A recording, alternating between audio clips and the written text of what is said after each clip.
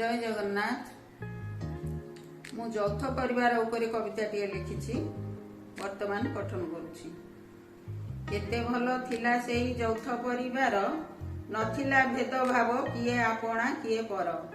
JJ बापा JJ मा, बड़ बापा बड़ बोऊ, दादा खुड़ी सान बड़ भाई भौणी मोहर। साई पड़िशा सांगसाथी कुटुंबरे घर, परस्पर स्नेह भक्ति थिला जे अपार।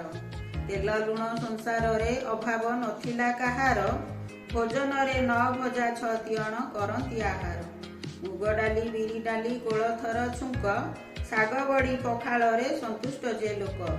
कखारु बड़ी तटका परिबा चुना माछर राईता, आदि ताहा मिले नाही होइनी साईता। गोटिए भागवत घरे ओषाव्रत केते जे दिवाली, कुमार पूर्णिमा चौरारे झियंकर मेली। शैशव कैशोर अबा बार्धक्यर, दुख सुख बांटुतांती नित्य परस्पर। भोजी भात महोत्सव न्याय निशा परे, सबुथिरे आगुआ मो पूर्व पुरुष जे। थाना कोर्ट कचेरी न जाती केही, साही मुरबीरे समाधान जाए होई। उत्तर दायाद तम अनासी विनाशी, उपरे थाई आशीष दियंतु बरसी।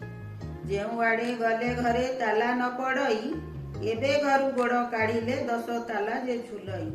चारिआड़े मद्यपंक असभ्य भाषार रड़ी, लज्जा नाही मा भौणी पुत्र कन्या उपस्थिति। मनमालिन्य अहंकार ग्रासरे मनीष, असभ्य मद्यप विटपी करुछि समाज कलुष।